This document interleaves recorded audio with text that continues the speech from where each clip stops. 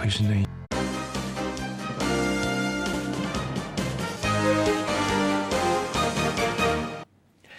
各位观众，欢迎继续收看咱台视11点台语新闻，我是郭怡中。新闻都开始，先带大家关心拄才接收到上新的消息。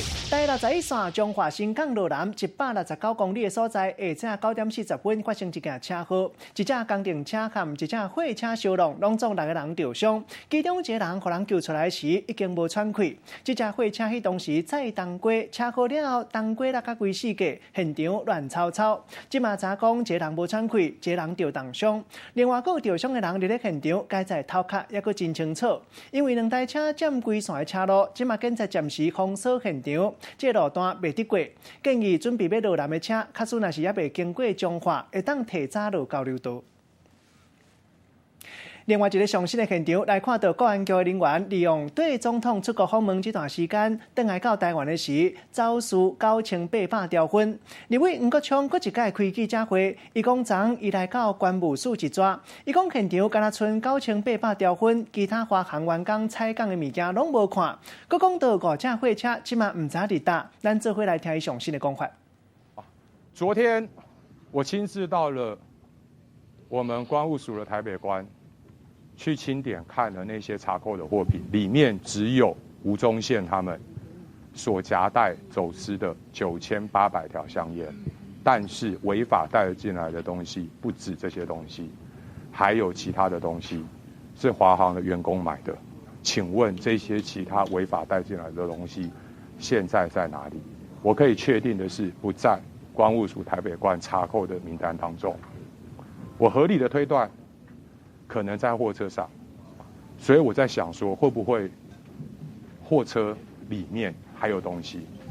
但是我昨天也找不到货车在哪里，请台北地检署，请调查站告诉大家，5部作为犯罪工具用的货车，现在到底在哪里？另外一个上新的现场，要继续来关心国安局的人员利用对总统出国访问邦交国这段机会，牵涉走私9800条粉。调查局透明约谈华航空宾处的组长黄传正，下午9点已经移送台北地检署来问话。现场上新的情形，继续连线记者张栋来带来了解。张栋。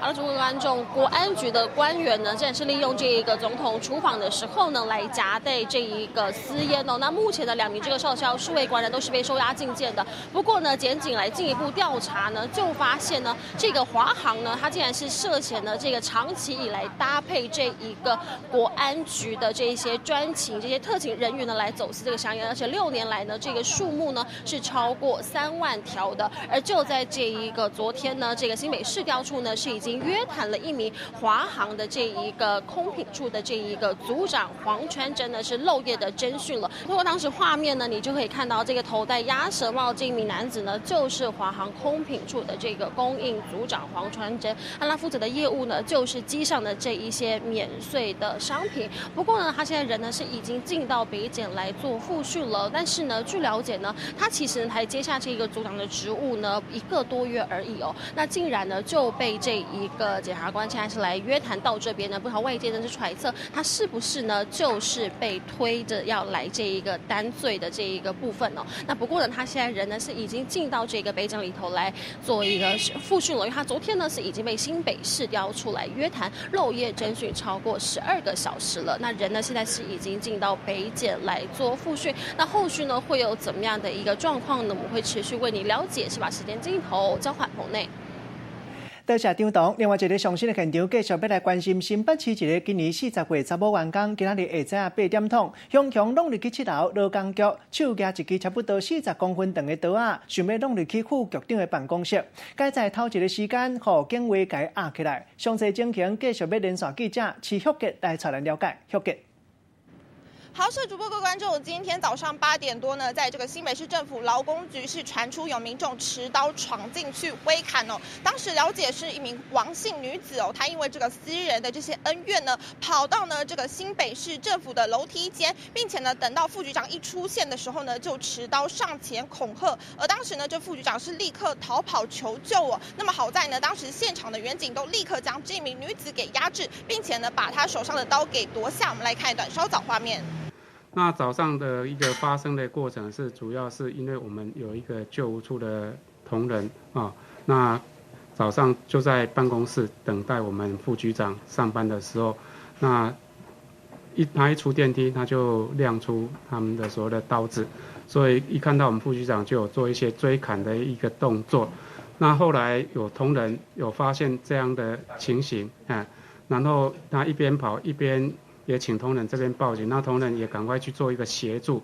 那经过同仁的劝导，就是说希望这个我们救护处的这个同仁不要做傻事所以劝他把刀子放下。所以后来他是刀子是不是被压制，他是直接刀子是他主动放下的所以这个整个过程大概是这样子。好，那根据了解呢，这一名女子其实她自己本身就是劳工局的就业服务处员工哦。不过呢，因为呢对这个副局长有相当多的不满，所以呢才会持这个40公分的西瓜刀上前来威胁哦。那么根据了解呢，因为副局长以前呢也是这个服务处的处长，那么他对于这一名女子的工作表现呢，其实呢是相当的不佳，所以呢向他呢有一些这个叮咛的动作，导致呢女子心生不满。那么根据了解呢，现在这名女子呢是已经被警方带回这个分局来进一步侦讯了。那么她跟副局长之间呢，究竟有什么纠纷，都还要持续来厘清。那么以上是为你掌握最新情形，我们先把时间交还棚内。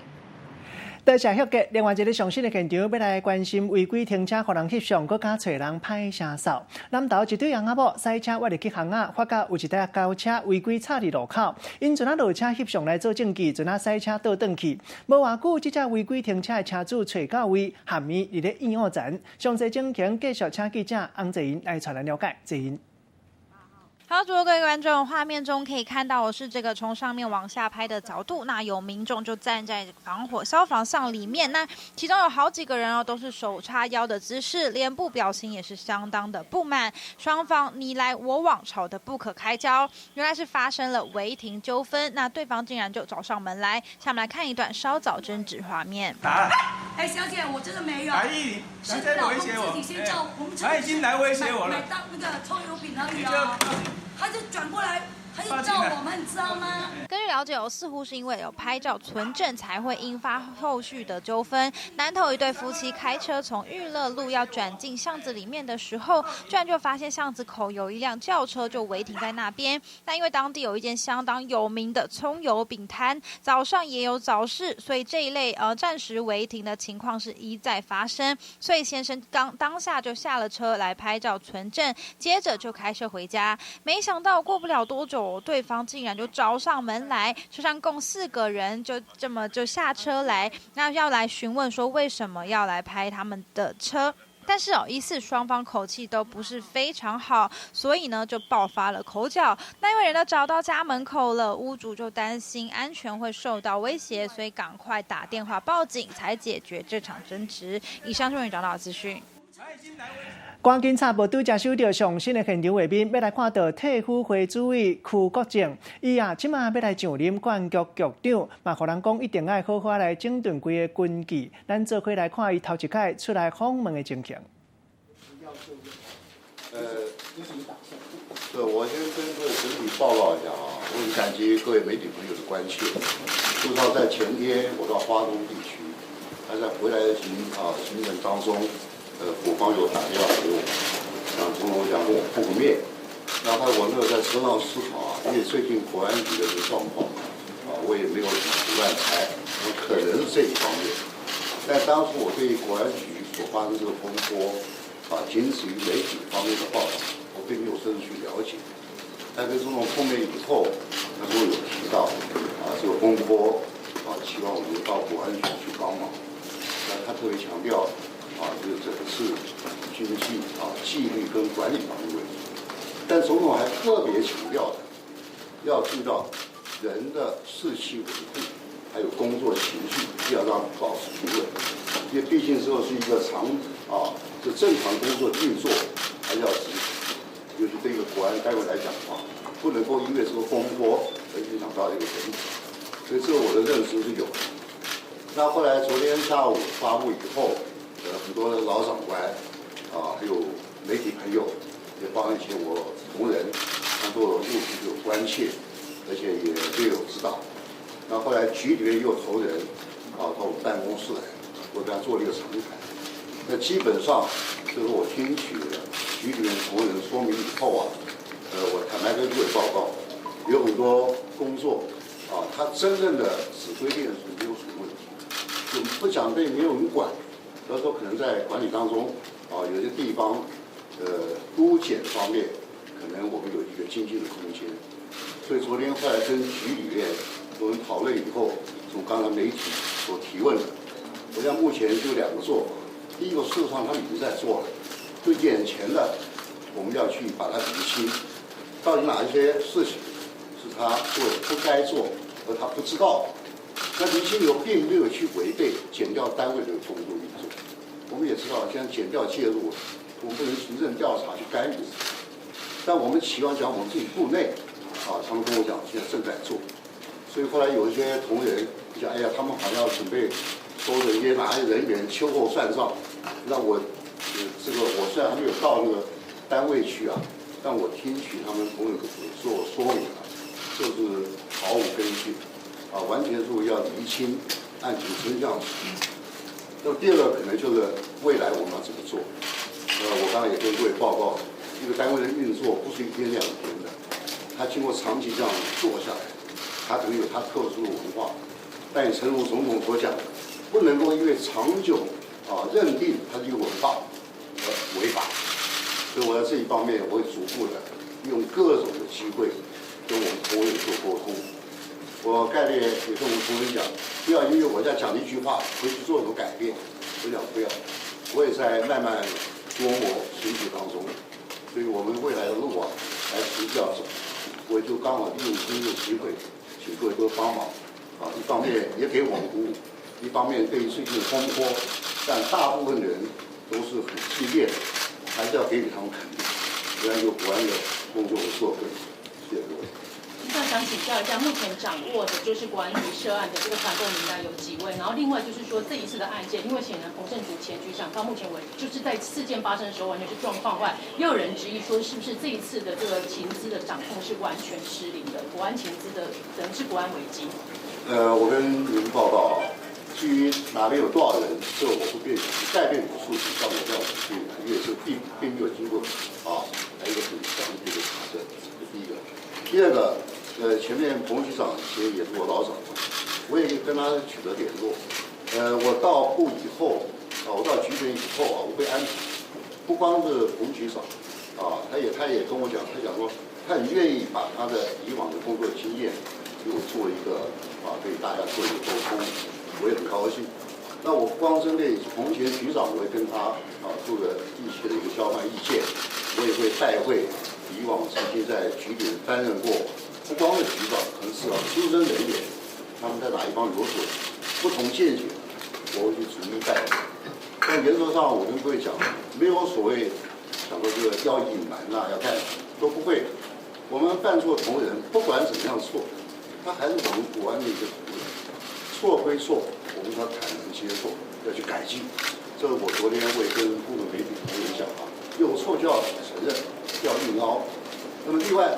我们的风波不要因为这个风波造成整体正常运作而受到影响。因为国安工作不能够有半个对，我想这个是要大家一个了解。诸位，这2天大家有提到说，是不是这个特勤的部分应该独立出来？这个我昨天有发觉的问题，我刚刚讲了，指挥力没有问题。将哪一单要独立出来，他代表讲，他只要没有人管他，没有人指挥得动他，但目前没这个问题。那我刚刚讲了，他每个成立单位因为相互尊重，你有你的专业，你有你的责任区，我不便做干预。但这个观念反而造成了他变成他完全独立在那样运作。那独立运作，他的主管如果说他只做某件大的工作，对上面细节部分这些人员。可能就失掉一个管控的能力，这不他刻意造成。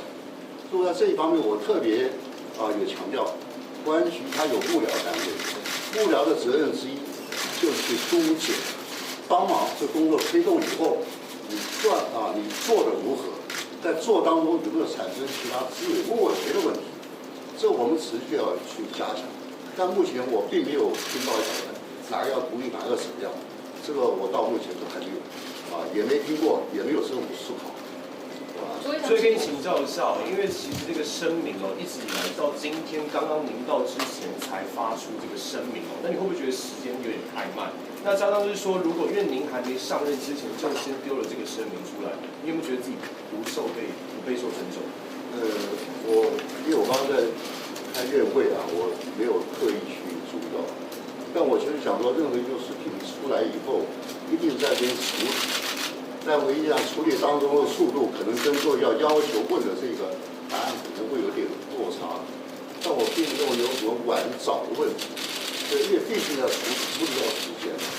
所以我像我说的到局里面服务，我也不敢打包，我1个月我就要看到一个什么样的成绩。所以很多工作它既定，我不管在任何单位，我跟我所有同仁都强调到任何单位不要否定前人。不要贬低后进，而且不要恶评无聊。他当初有些规定，你去看一看，他当初有他时代环境的背景。我们不去帮他解释，但我们也绝对不会预否。如果跟现在时代或做法有所违背，那我们要逐步的来改。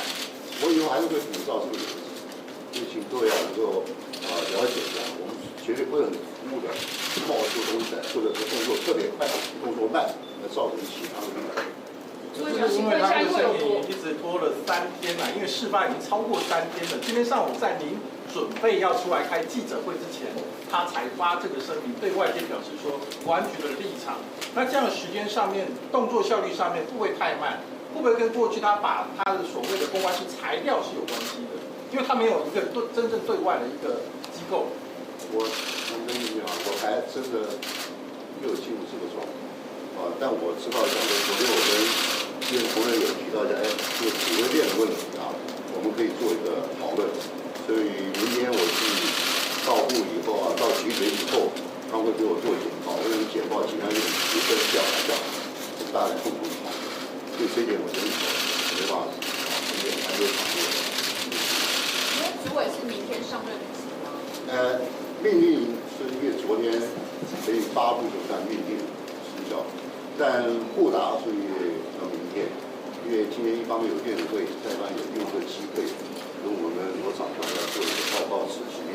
那再一方面就是到时候主持的长官时间的安排，那礼拜5这个可以。那么希望讲不要拖到下台，这是我们一种期待。但实际我从接到通知到目前为止，跟局里是保持不断的处理。所以，因为有立委评论说，您这边您个人不太有情报经验，您对这样的情报就是这样的您情报的界定是什么？我们做任何工作，要了解资讯当前状况。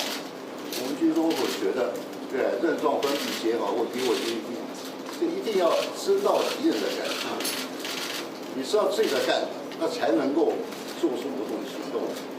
所以你讲说欠缺，在这一方我没有很专业的情报方面学过，倒有很多情报同仁那国安局也一样，有很多情报同仁。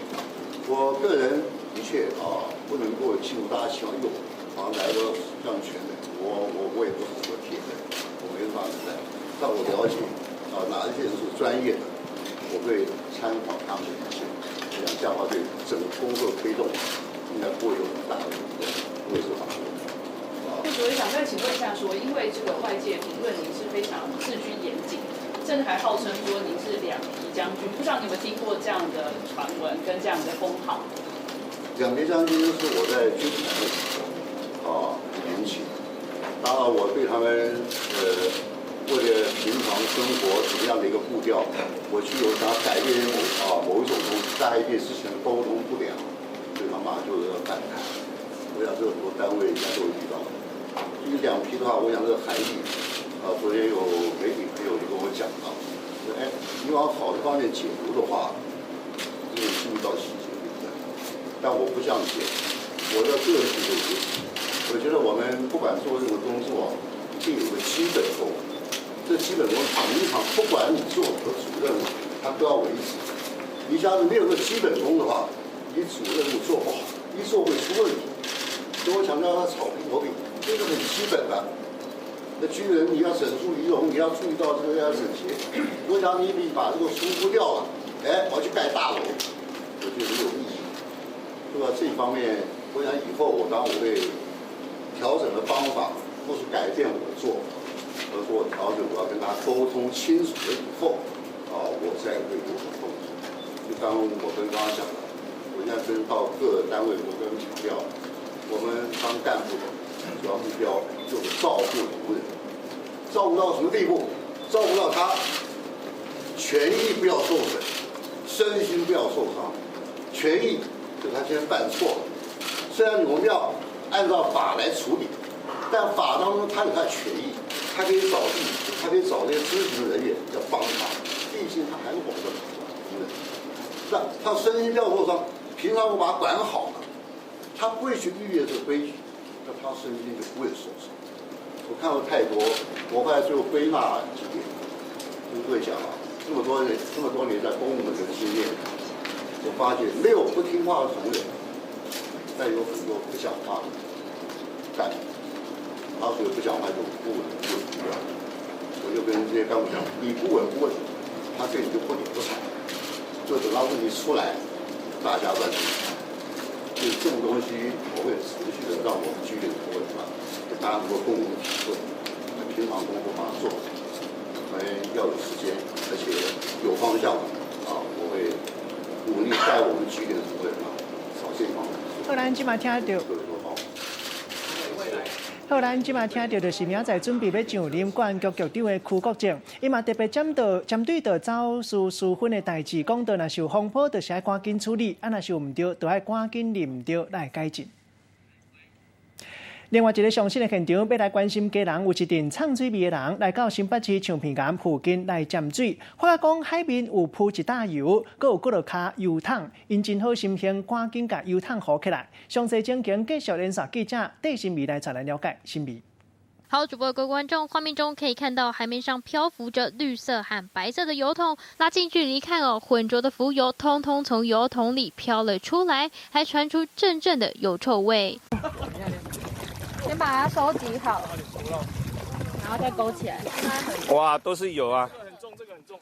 来，慢慢来，慢慢来。那么，基隆一名教练带学员去潜水，在香米岩外海惊见迎面而来的油桶，发现桶子里装着废机油，而且盖子全部都是打开来的，大家简直吓坏了，赶紧打捞起来，就怕会污染海洋。慢慢的沿着，因为那时候在涨潮，所以它差一点点就进我们基隆市潮境保育区。还好我们现在先拦截下来，不过那些有进保育区的话，那个更惨，因为那个油可能打到岸边去，它可能就会油都流出来了，那可能我们整个潮间带就被那些油污染到了。那么教练和学员将油桶全部捞起，数量竟然高达23桶，每桶油可装20公升，还有1袋机油芯。潜水教练研判是大型船只更换机油丢弃。由于事发地点是在保育区附近，幸好被拦截住，否则后果不堪设想。以上就是为您掌握的最新资讯。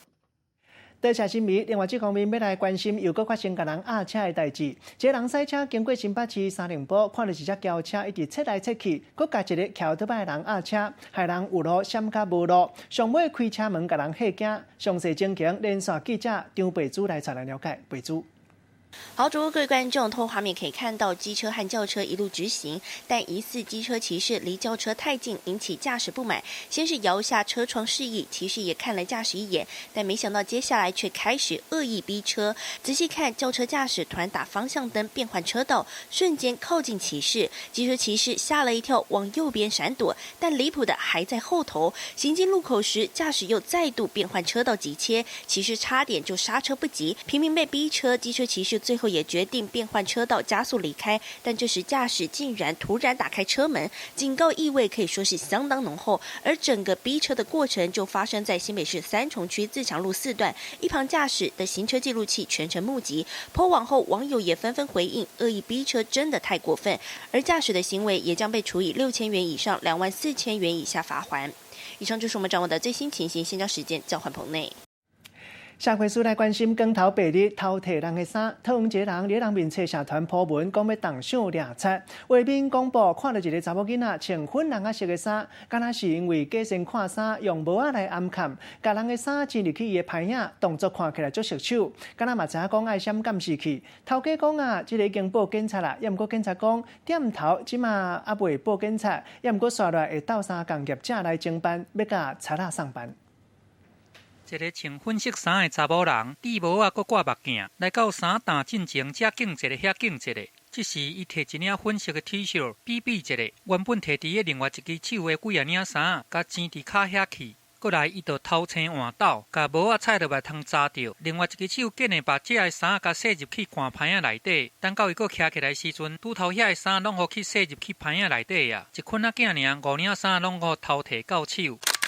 这个查某阁想讲拢无人知，其实规个过程拢去互监视器甲翕落来。有民众伫个面册顶悬铺文，阁甲搭这个影片，顶悬写讲桃园的服装店咧赏金掠贼仔，提供3000块的赏金，引起这个网友热烈的讨论。有网友看了后讲，这个查某是专业的贼仔，伊阁知影爱去查这个监视器。看伊安尼架实咯，有网友推测讲应该是累犯，建议直接来报警就会使哩。到目前为止，有3位接获业者的一个报案，那本所会主动联系那个业者完成报案的程序。那目前已经掌握到窃嫌的相关特征。警方嘛表示讲，目前还未接到报案，不过嘛主动来协助业者来处理报案的代志，而且嘛已经锁定这个贼仔的特征，会积极来查。无要互贼仔通逍遥法外，记者综合报道。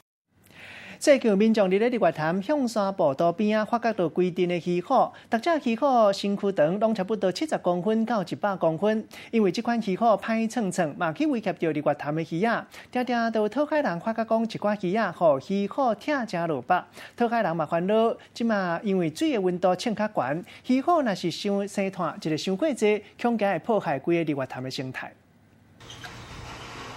啊，等下就死啊！鱼仔尾红甲登去，敢若剩半截，强要死去。这个一只大概已经14斤了嘛。最近有民众伫日月潭向山步道边啊，发现真侪鱼虎，大家拢有70到100公分长。因为鱼虎足歹的，对日月潭的鱼仔造成真大的伤害。常常有渔民发现有鱼仔互鱼虎夹到半截，烦恼会影响日月潭的生态甲安全。今年如果在暖冬，它继续在有产卵的话，可能当它的族群多的时候，数量多到一定会危害其他的很严重的时候，才会显现出来。鱼虎的本名叫做小墩类，啥物拢食，毋那日月潭的鱼仔互因夹做半截，含鱼网仔嘛受到迫害，各项叫做生态杀手。2005年伫日月潭，互渔民发现，经过10多年，数量变多，渔民烦恼即阵仔水温较悬，若是鱼虎的数量失去控制，会对日月潭的生态造成危机。后续我们会着手去了解，然后我们也会召开会议，也请专家来帮我们研商一下，是否能够有一个妥善的处置方式。敢若靠渔民来掠，根本就掠袂完。县政府农业处讲会调集专家学者讨论解决的办法，降低对生态甲渔民的威胁。记者综合报道。另外，这个话题，这是台中太平有一间价厝啊，最近委托卖厝中人伫要卖人，厝主开价开738万，也毋过这间厝啊，拢无这个厝顶，四价敢若剩4堵壁尔尔，内底拢是杂草粪扫，根本就是亲像荒厦共款。在地民众认为讲，已经超过40年的旧厝，这33平开价738万，算的一平都要22万。就算讲开钱买厝，刷落来过甲规个厝拆掉订翻，都要开搁较济钱。安怎算嘛袂好？这间厝看起来已经荒下去啊，顶的无厝挂，敢若剩4面壁，内底毋那发草啊，佮囤真侪粪扫。若是你敢会开钱甲买落来？不会，应该不会，不会。有卖厝的中人伫人面册社团顶会抛这间厝的相片出来，厝就伫台中太平的新高路，标题写家己彩绘梦想的平街，厝主开738万，等于是买土地送壁，土地33平，厝19.8平，算咧一平超22万。再来看厝内底，2房1厅1间护老间，头前的路有3公尺宽，防火巷1公尺宽，加上整个太平树德相款，生活功能袂歹。文章抛出来，有人笑讲，哪看厝哪冒险，巷仔修细条，厝拆掉的粪扫货车运袂出去，会当家己耕，打造家己梦想的厝。那屋子根本没有价值的， 40几年了，哪来价值？而且都是空心装。厝边讲新高路这带厝拢超过40年啊，附近的土地一平20万到30万拢有。这间厝有捌看过厝主10年前发生过火烧厝，烧到干那村壁，已经坑伫遐真久啊。价钱太高，然后也没有让我心动的感觉，因为这个一定还要再翻修的嘛。不如就去买那个现成的就好了。开738太贵啊！太贵。如果是你，要不要买？500。大部分的民众看到拢感觉开钱要横下去的厝真袂好。啊，破门卖厝的中人讲，厝主是一对70多岁翁仔某，已经退休啊，住伫龙井。这间厝是因的起家厝，为着卖厝老退休金，才会委托中人来买。买来重新拉皮，或者是说重盖也可以。啊，那现在有人问吗？有人问，他们会想重盖啦。别的业者认为，就算开738万甲买落来，想要家己起厝，可能会受到目前建筑法规的限制，厝敢卖出去，可能就要看民众心内认为梦想价值偌济啊。记者综合报道。上新的天气消息，提醒大家爱特别注意这几天天气变化。这几天下晡拢落西北雨，今仔日嘛是同款。气象局特别提醒讲，今仔日顶部较热，各地平均温度拢有33度。大台北地区、中南部、华东地区有机会升到36度。下晡热力作用发展，有可能会落大雨、雷公四呐。落雨时间虽然较短，也毋过范围会搁较分阔，可能规台湾拢有可能会落大雨，较会引起灾害，提醒大家毋通激外。来看到宜兰人精神的地标龟山岛23号，搁一届崩塌。苏当时附近的渔船啊，也搁有欣赏海洋船，拢翕到这个珍贵的画面。看到大粒石头连落来，规拢营业，嘛互游客看甲目睭唔甘呢。专家讲，龟山岛年区卫侵拢口风愈来愈严重。过去便若是拄到规模较大的地震，共款嘛出现这款的情形。讲这就是大自然正常的现象，叫大家唔免搞操烦。好，咱继续要来关心，这是总统蔡英文出国访问，结果所有这个国安局人员利用安尼来偷走私分，咱嘛看到大家拢真关心，嘛来访问的总统蔡英文，针对这件代志，敢有上新的讲法？咱赶紧来看现场上新的情形。体制管理的机制跟执行法律的松散，对我来讲是难以接受、不能接受的事情，所以我已经下令。所有的单位都要配合司法机关的侦查跟办理啊。那么第二点呢，就是说在第一个时间呢，我们也做了内部的检讨，那也做了人事的调整。那么在昨天呢，我也任命邱国正主委啊，那转任这个公安局的局长。那邱主委也是将来的邱局长啊。他是历练非常的完整，那么治军呢非常的严谨，他也长于领导统御，那么更擅长于沟通，所以我期待他对于我们整个国安系统的整合，还有相关的整顿的工作都能够胜任。那我也请他就我们这一次的事件做一个检讨。那么在1个礼拜之内提一个完整的报告给我。那么第三点呢，我想要表达的就是说，这一次我们的出访长达12天，那是有史以来最长的一次的出访。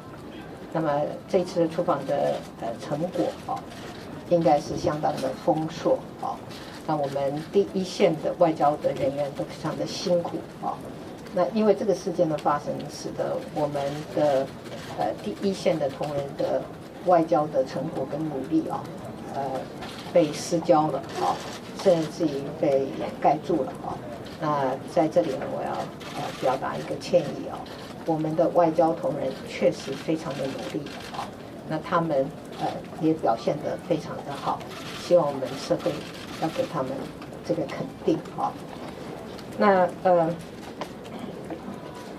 我再要重复一遍对于这个事件我们希望司法机关可以彻底的清查。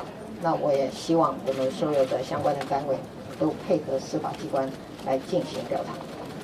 好，谢谢。那先总统请教一下，那有说昨天傍晚的时候，官邸特勤人员的职务宿舍就是遭到搜查的事情。那这件事情也甚至有媒体引申说，这个官邸沦为说烟品发货中心，想请教一下你的看法。这个言之太过了啦哈。据我已经下令了，就是我们各单位都要配合司法的调查嘛哈。昨天是有检察官到职务宿舍哈，就是我们特勤人员的职务宿舍哦，去取他的资料跟文件。总统，这个关键的部分还是华航也有一部分，很多人戏称说现在是寄生华航，因为很多民进党相关人士都有在华航的内部里面在做一些职位，那您认为这部分是不是也该检讨？这个人事哦，在我看来跟这个事件并没有必然的相关的关系了哈。那我们现在还是聚焦在这个整个事件哈，那的前因后果的调查。总委上，你说这是长久以来一个陋习，那么除了这一次要整个好好清查之外，那对于之前或是前朝，这一定要做追查。我们至少就是对长久以来的这些做法要做一个了解嘛，哈，让社会大众能够更清楚的了解这个问题的所在。总统，我们提到说出访的成果这一次有点被抹杀掉，或者是被失焦了。那如果说在这个除了出访成果之外，对您的选情也会有影响？外界认为说可能对你的选举雪上加霜。什么叫雪上加霜？您觉得对你的选情会有影响吗？我想这个一个执政者最大的责任就是把工作做好。好，那我们现在面临的是长久以来累积的问题。那么既然发生了，我们就要面对，就把它处理好，让将来不要再发生。这是一个做现在的总统的人的责任嘛。您会提到雪上加霜，是因为最近的民调，您跟陈为最新民调已经拉近到2.7个百分点，而且柯文哲市长说，您的总统没有做好这些事情，是受到49%将近50%的人是同意这件事的。柯市长说他9月有可能会来决定要不要参选，您觉得？又是柯市长的讲话尊重他的讲话。好，来。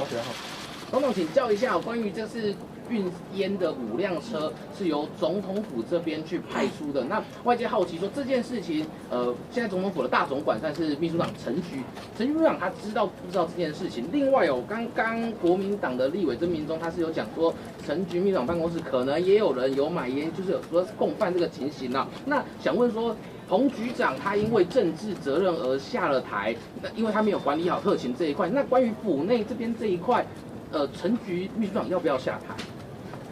是先把事情搞清楚嘛，那这个派车的事情是，四位市统一调度总统府国安局，还有这个四位市的这个车辆，因为总统的专机到了，大家都要下飞机，要回到那个台北所以车辆的需求很大，所以就是统一调度的嘛，好，那这个是四位市统一调度的。至于对陈秘书长办公室的指控，他刚才已经澄清了，所以我觉得这个事件我们还是要严肃以对了哈。长期以来累积的问题，我们就把它查清楚那我们将来不要让它再发生了那在野党也不需要在这上面旁生枝节那个含沙射影。好，谢谢。最后一个问题好不好？好，总统请教一下，因为现在我们看到说您的侍卫长已经有换代理的人跟着你了，那可是因为你的任内有不少的特勤都出包，有各样的情形。那关于这部分，因为有人说国安管不到特勤中心，特勤中心管不到侍卫室，这个部分要怎么样来处理？万一他们之后不是运毒是运炸弹，那你车是会被炸的。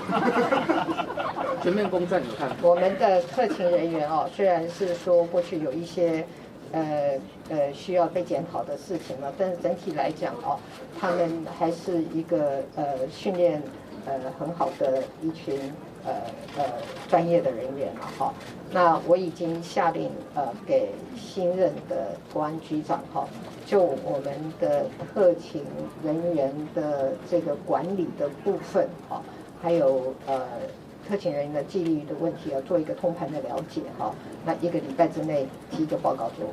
好，谢谢。好，谢谢。那个国防排比是说，如果搞台独化，死路一条。我觉得再讲一遍了就是台湾的自由、民主跟主权是不能退让的。因此呢，我们对于国防的自主，还有跟国际的合作，是必要的啊。那么两岸的和平稳定啊，跟区域的和平稳定，各方都有责任啊。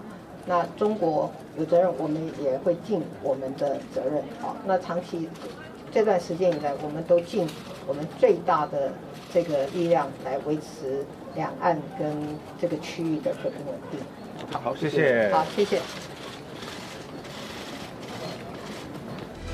跳过一个广告了，继续要带大家关心经济人的银行上新的调查，控告人员罢工的行动，无去影响到想要吃这头路芳食的饭碗的人。还是17Q 暑假大放送，破天荒，周周送你出国玩，带你飞越地球，享受杜拜7天4夜豪华之旅，尼泊尔9天7夜心灵飨宴。快下载17 App， 还有更多丰富好礼送给你。只要每周日晚上8点锁定台视17Q， 杜拜尼泊尔豪华行程等你来抽哦。Hello， 各位月村的村民，大家好，我是坤达，我是林思雨。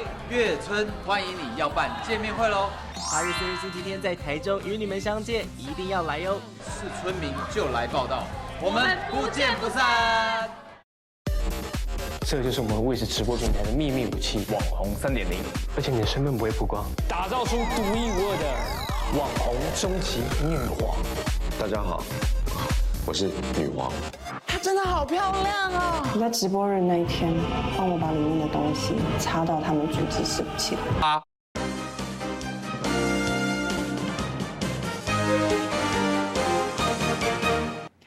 欢迎继续带来到新闻的现场，稍后要带大家关心中营航空空服人员罢工头尾17天才散场，空服人员辛苦的一面，嘛，搁一届让人注意到。不如个经纪人力银行上新的调查，空服人员罢工行动无去影响到想要捧这个饭碗的人。咱嘛看到，毋若是大家拄出业、拄出社会人有兴趣，另外搁有4成6吃头路的人，嘛想要改道来做空服人员。空服员战斗，空服员团结。空服员罢工争取权益，嘛，互大家了解这份工课背后的辛苦。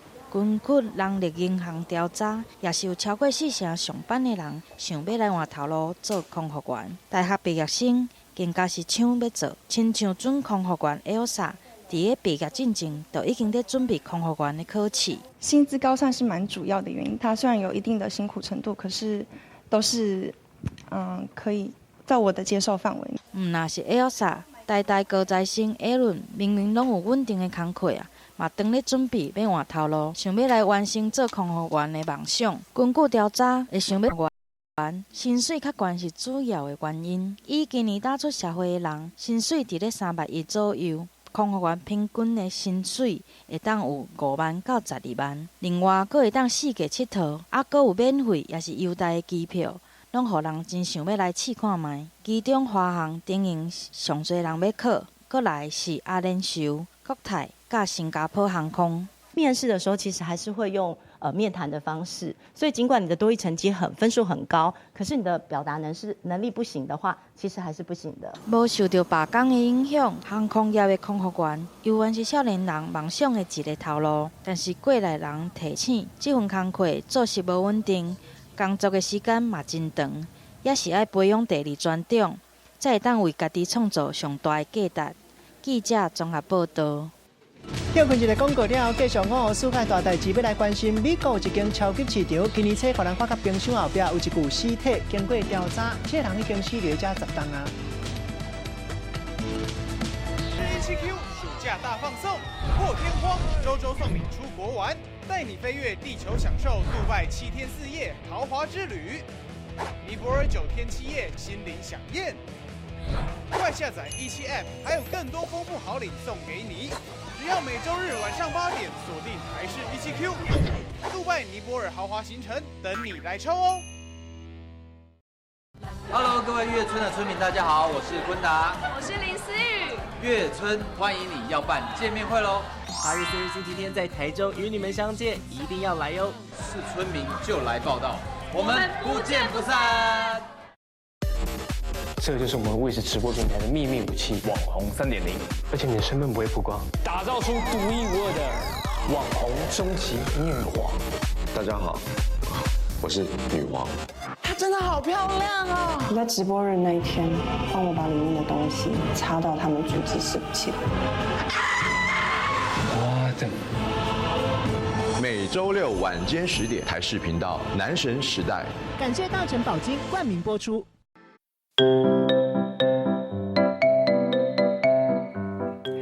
大基本千万字，逐工要甲大家做伙来摆一字。今仔日要来甲大家小解一字，就是咱生活中常常讲会到尻川皮、尻只拼，这字尻要安怎写？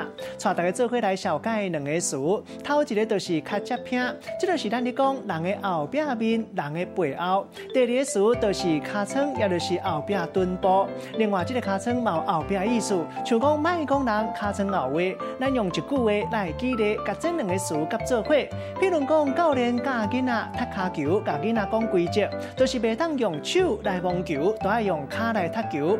看你是要用尻只拼来踢球，或者是要用尻川背来吐球，拢无算违规。今仔日小解这一字骹提供予大家参考。继续要带大家关心过身10档尸体才互人找到。美国爱荷华州这间超级市场，今年初互人发觉冰箱后壁有一具尸体。经过调查，确定死者是10年前失踪超级市场的员工，应该是因为无细力落入去冰箱的空棚走袂出来，就安尼无命。美国爱荷华州这间已经荒弃的超市，伫年初要甲拆掉的时，想袂到工人竟然伫咧冰箱的后壁发现到一具查甫的尸体。警方经过几落个月的调查，证实讲这个死者就是10年前失踪的超市的员工。I was informed that employees would randomly go up at different times and be up on the unit, and we believe that he may have accidentally fell behind the unit. 迄当阵25岁的店员偌睡，因为心情无好走出门，从安尼都毋捌阁转去。警方表示讲，有袂少的员工下暝伫咧冰箱顶悬的空徛咧摸灰，推测这个偌睡伊爬起来了后，无长时煞来摔落去这个冰箱隔壁，这个简单有45公分宽的空徛，因为伊的喊救声去互冰箱的莫达甲冚过，才会伫咧遮下的空徛内底安尼绝望煞死去。You don't hear about these type of cases. People found in walls, especially in this area. So that would be the odd part about it. 当地警方嘛表示讲，毋捌看过这离奇的案件。伫咧验尸报告顶悬嘛讲，这个偌岁身上无甚物外伤，上尾以这个意外死亡来结案。记者综合报道。赶紧带大家关心，拄则收到上新的消息，提醒大家，这几天若是按算要去欧洲佚佗，都要特别注意，因为欧洲透烧风已经超过上百年高温纪录，其中比利时上悬的温度称甲39.9度，这已经是1833年来上界悬的温度。导致者要驶去欧洲的跨国列车，伫咧比利时塞车塞入路的，到饭窗口向车厢，因为温度伤过悬，称甲40外度，拢总600个人客。掉伫内底，因为挡袂牢，列车长就来允准大家会当暂时先落车透气。另外，德国嘛传讲温度称甲40外度的高温，这嘛是有史以来上界悬的温度。是17Q 暑假大放送，破天荒，周周送你出国玩，带你飞越地球，享受杜拜7天4夜豪华之旅。尼泊尔9天7夜，心灵飨宴。快下载17 App， 还有更多丰富好礼送给你。只要每周日晚上8点锁定台视17Q， 杜拜尼泊尔豪华行程等你来抽哦。Hello， 各位月村的村民，大家好，我是坤达，我是林思雨。月村欢迎你，要办见面会喽！8月4日星期天在台中与你们相见，一定要来哟！是村民就来报道，我们不见不散。这就是我们卫视直播平台的秘密武器——网红3.0，而且你的身份不会曝光，打造出独一无二的网红终极女王。大家好，我是女王。她真的好漂亮哦！你在直播日那一天，帮我把里面的东西插到他们组织伺服器。哇，这每周六晚间10点，台视频道《男神时代》。感谢大成宝金冠名播出。政治新闻，高手过招，我给你武林秘籍看门道。社会百态，重案追气，伙伴柯南带你挖掘真相。一刀未剪看新闻，重点新闻追内幕。国际新闻全面解析，给我1小时，给你全世界。晚间黄金4小时，带您聚焦国内外重点新闻。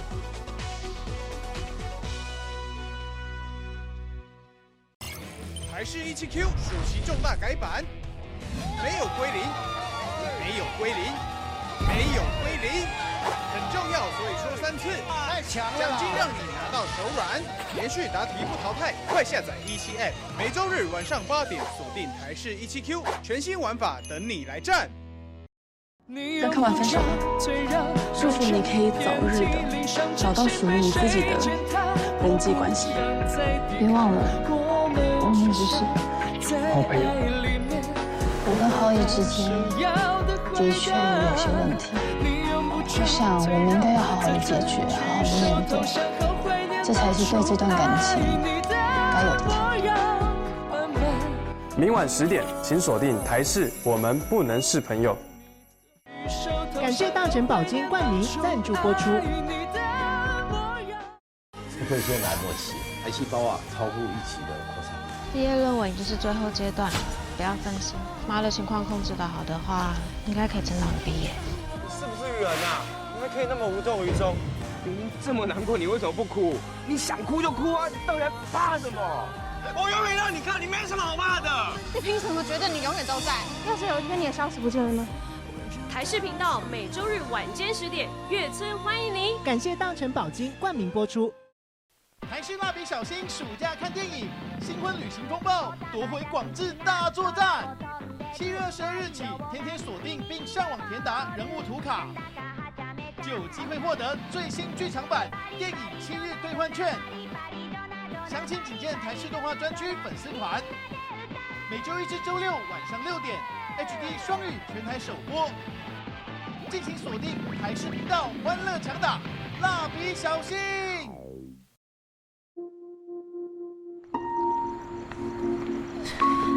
你没去上班，你跑去哪里啊？我辞职了。你知道我刚入行跑什么新闻吗？我看过的场面，你可能这一辈子都看不到哦。我已经够客气了，跟我说你不是你哥。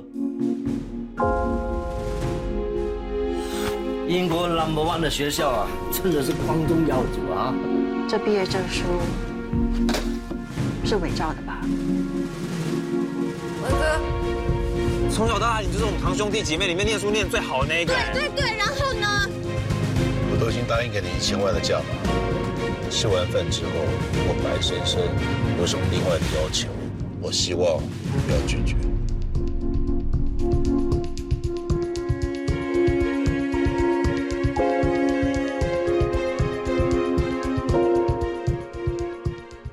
诚实投币，每人30元。马哥，好可爱哦！宜兰版的博朗大道热气球，拜拜！真的很漂亮哎！欢迎我们的霸王丫丫！哇，好帅哦！你有没有听到？哎呦，马上葱油饼出体验，好酥脆哦！台视17Q 暑假大放送，破天荒，周送你出国玩，带你飞越地球，享受杜拜7天4夜豪华之旅。尼泊尔9天7夜，心灵飨宴。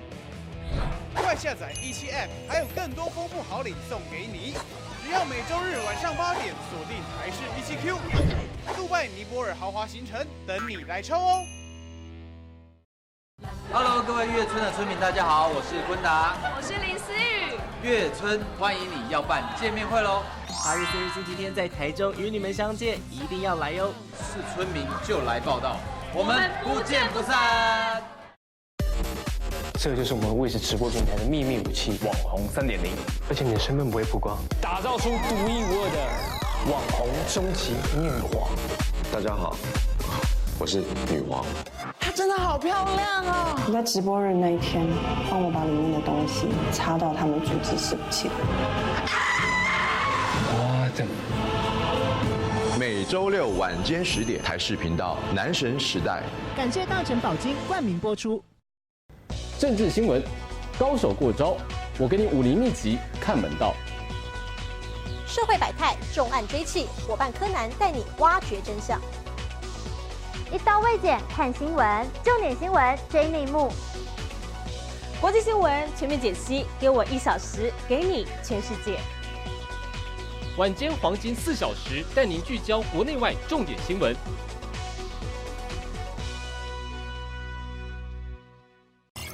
台视17Q 暑期重大改版，没有归零，没有归零，没有归零，很重要，所以说3次。太强了！奖金让你拿到手软，连续答题不淘汰，快下载17 App， 每周日晚上8点锁定台视17Q， 全新玩法等你来战。刚看完分手，祝福你可以早日的找到属于你自己的人际关系。别忘了，我们只是好朋友。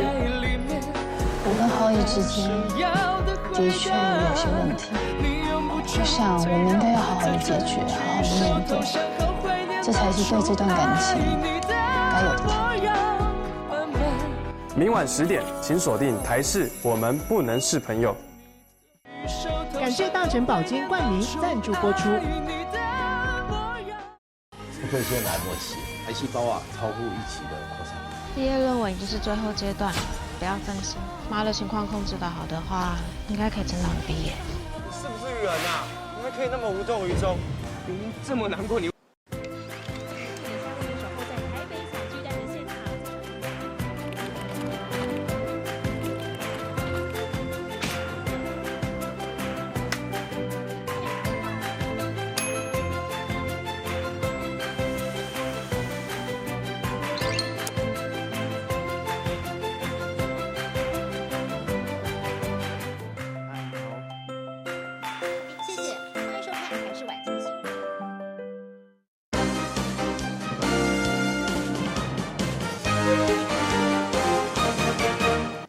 好久伫网底看戏看人底，新闻上要来看到日头赤夜夜虽人顾性命。中国大陆青岛海基真侪人砍头砍面，戴这款面的比基尼，规个面拢糊起来，伫咧拍日头。这款差不多是甲规个面拢暗掉咧，防日头拍的技师，即卖已经进化到第8代。另外，还有一款规分丝甲面拢凹起来，连身的比基尼，世界各地拢有人想要买。这款真有创意的衫，嘛，互人看甲目睭无长轮。新闻上尾朝台做伙来看卖，感谢你的收看，我是郭义中，祝大家平安健康。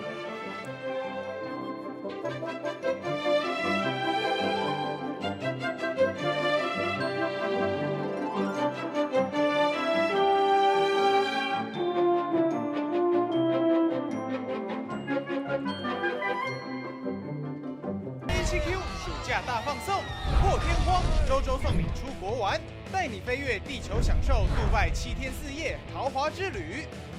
尼泊尔9天7夜，心灵飨宴。快下载17 App， 还有更多丰富好礼送给你。只要每周日晚上8点锁定台视17Q， 杜拜尼泊尔豪华行程等你来抽哦。Hello， 各位月村的村民，大家好，我是坤达，我是林思雨。月村欢迎。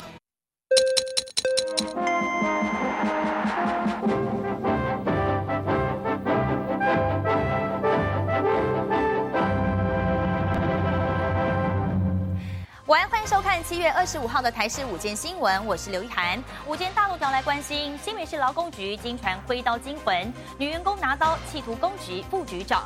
好，再来看到国安局走私香烟案，到底有谁在护航呢？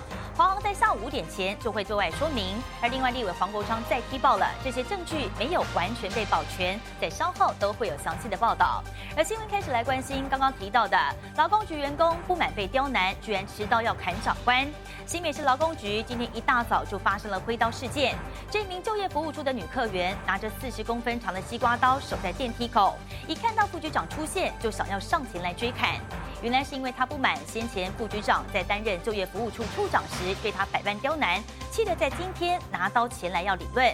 而对此劳工局也出面回应了，说这位同仁情绪不太稳定，他们先前就已经安排辅导治疗，没有想到现在会再次发生这样的事情。他违反规定对我撒炮，赶快帮我证实他。穿着黑色上衣的女子在远警催促下走出新北市政府大楼，情绪却相当激动，心不甘情不愿地坐上警车，因为就在刚刚，她竟手持40公分西瓜刀在大楼里恐吓副局长。王姓女子看准当时是上班时间，守在电梯口，等到副局长一出现，就立刻持刀上前挥舞。副局长是吓得赶快跑到办公室求救。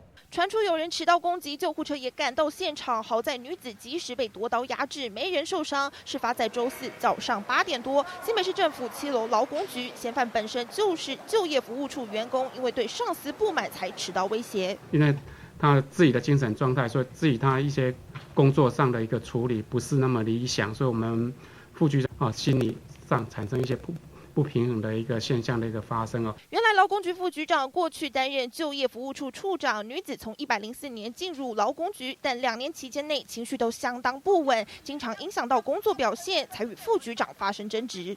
我们也发现他精神状态不稳定，我们也希望说他能够去就医来改善这样的一个状态，可是他自己认为他自己的精神身体状况没有太大的一个问题，所以他也蛮排斥。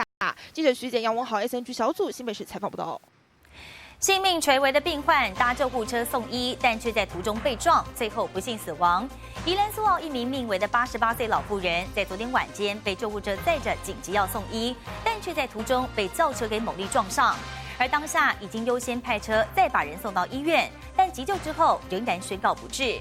撞上的轿车驾驶表示呢，当下他们是绿灯，当听到鸣笛声响起时，已经来不及闪。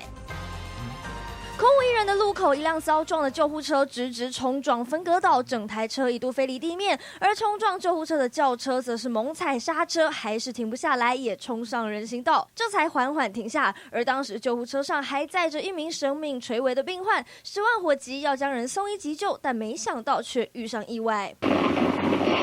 救护车内的行车记录器大力摇晃，接着画面一黑，救护车内安全气囊随即爆开。司机来到事故现场，地上刹车痕相当明显，救护车残破不堪，闪着黄灯。另一头轿车的左侧车头保险杆摇摇欲坠，满地油渍，现场一片狼藉。事发就在24号深夜11点多，宜兰苏澳镇苏港路，而轿车上的3人似乎也余悸犹存。阮想为这边阮绿灯出来要右转，后袂互动到。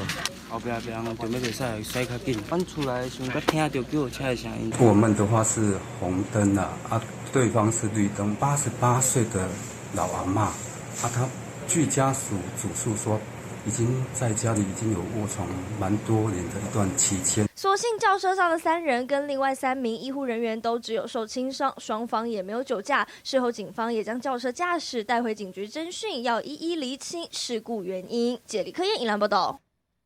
发生擦撞，下车要查看，没有想到惨遭撞死。一名女驾驶开车在国道1号跟休旅车先发生了擦撞，才刚打开车门想要下车来查看，没有想到又被后方另外一台轿车迎头给撞上了。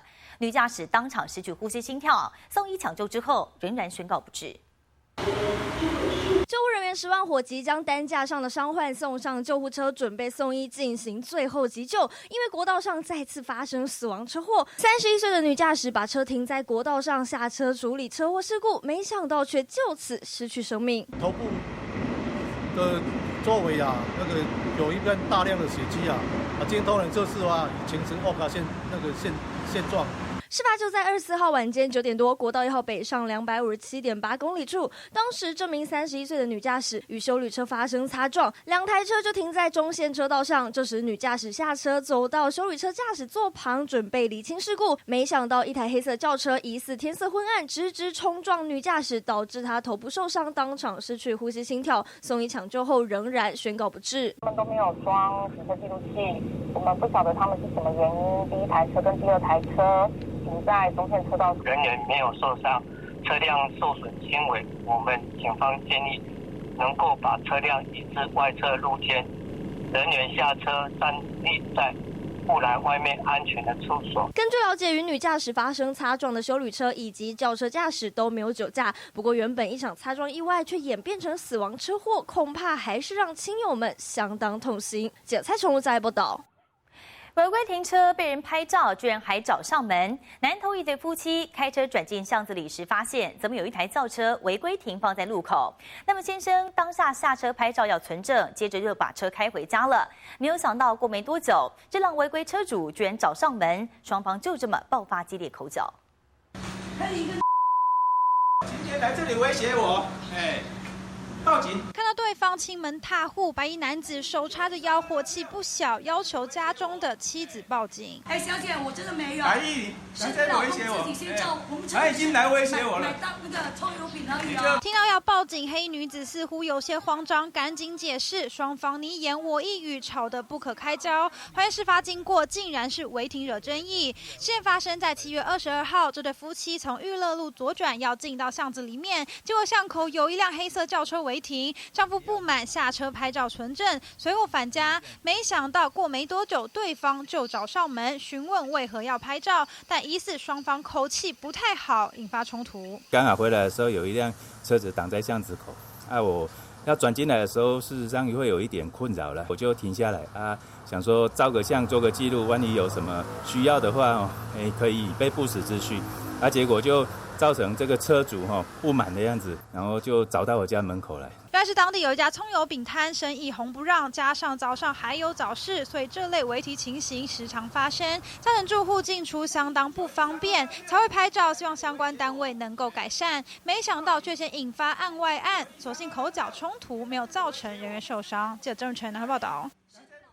跆拳道协会被踢爆侵占公款，由跆拳道协会的监事出面爆料，全国跆拳道协会理事长吴两平曾经帮2个儿子在秘书室里头安插职位，因此每一次出国时就会预支国庆中心的补助公费，最多还有达到数百万元，而2个儿子就会用领队还有翻译的名义，轮流跟着培训团队出国超过14次以上，涉嫌侵占协会还有国训中心的公费，而且还在去年亚运参访期间做头等舱，但是选手们出国吃的却是炒饭。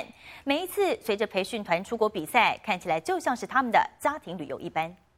炒饭、意大利面、大盘炒青菜摆上桌，这是去年世界跆拳道主席杯越南裁判拍摄他们用的自助餐画面。难以想象，这是国际赛事提供给裁判的餐点。裁判都饿得没有东西吃，中华民国跆拳道协会说不提供，那我们的裁判看不过去了，自己花钱。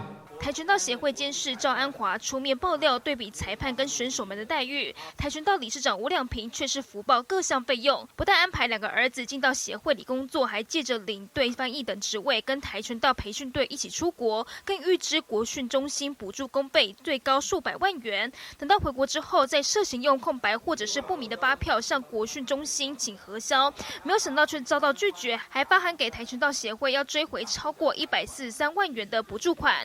不仅如此，还有内部人士看不下去，贴出请款单爆料，说吴两平跟儿子在去年雅加达亚运还搭头等舱，一共花了21万多元。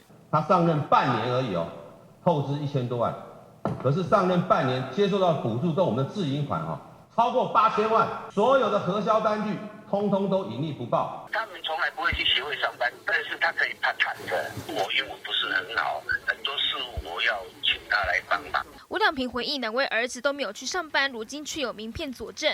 跆拳道协会监事也向士林地检署提出刑案告发，全案进入司法程序，但没办法核销的项目，身为协会理事长，还是得对外交代清楚。记者林一新特别报道。同样要对外交代清楚，国安局走私香烟案已经有2个少校侍卫官被依照贪污罪收押禁见了，但现在又传出检调发现华航人员涉嫌长期配合相关走私业务，更踢爆6年来协助国安特勤人员走私超过3万条免税香烟。调查局新北市调处就以嫌疑人的身份漏夜约谈一名华航空品处供应组的黄姓组长，在今天早上也把人移送到北检复讯了。不过现在传出这个黄姓组长其实7月1号才刚调职接手专机免税品的订购业务，就任不到1个月就出事，也怀疑可能是被高层推出来要扛责任的。戴着鸭舌帽口罩不发一语，快步走入北检，他就是整起国安局官员走私香烟案北检首度传唤的华航人员。吴宗宪是有先预缴600多万，你们才来小心后面有门了。检调查出华航涉嫌长期配合国安特勤人员走私业务，6年内走私高达33234条免税香烟。新北市调处漏夜约谈的这名华航空品处供应组黄姓组长，25号上午移送北检复讯，但就传出这名黄姓组长原本是负责免税品业务，7月1号才刚上任空品处，负责专机免税品订购就出包，怀疑是被高层推出来扛责任的。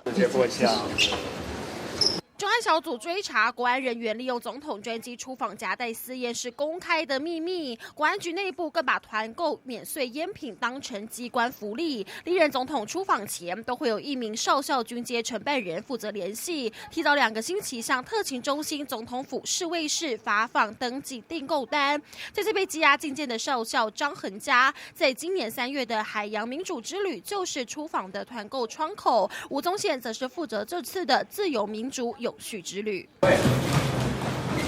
检调更获报，华航在总统出访期间都会和国安局负责团购私烟的窗口接洽，等到总统班机归国，停放在桃机供专机使用，号称国宾门的 B9 登机门时，就会把事先订购好的免税烟品运送到门外等候，再汇入下机行李，由国安局派人随着通关礼遇把私烟夹带出关。国安局特勤人员利用总统出访行程夹带私烟，引起轩然大波。国安局也发声明，强调绝对不会徇私规避，会全力配合司法侦办，相关涉案人一一浮现，涉案高层到底还有谁，都是检调追查重点。记者台北综合报道。时代力量立委黄国昌也在持续追查国安局私烟案，在昨天，他甚至亲自来到了桃园机场国宾门旅勘，接着又有了重大发现。黄国昌表示，关务署目前只有看到扣押国安局的9800条烟品，但是华航内部员工违法订购免税商品却通通都消失了。另外，负责载运的5辆货车同样也找不到，因此要求华航还有总统府侍卫室都必须要出面说个清楚，不应该把侦查不公开当成是违法滥权的遮羞布。正当总统府召开走私烟案说明会，提报弊案的立委黄国昌24号低调现身桃园机场，亲自从国宾门到停机坪走一遭，又有重大发现。我们关务署的台北关去清点看了那些查扣的货品，里面只有吴宗宪他们所夹带走私的9800条香烟，但是违法带进来的东西不止这些东西，还有其他的东西是华航的员工买的。请问这些其他违法带进来的东西，现在在哪里？在爆料遭扣押的只有国安局走私的9000多条烟品，但华航内部员工违法夹带的东西却离奇消失。另外，他更质疑用来载运的5辆货车同样找不到。我合理的推断，可能在货车上，但是我昨天也找不到货车在哪里。请台北地检署，请调查站告诉大家，5部作为犯罪工具用的货车。现在到底在哪里？私烟案就像挤牙膏，越是追查真相，似乎越不堪。车是总统府侍卫室派的，但发公文给总统府想了解，却碰软钉子。黄国昌怒批，不该把侦查不公开当成违法滥权的遮羞布。没有什么侦查不公开的问题，连派车单白纸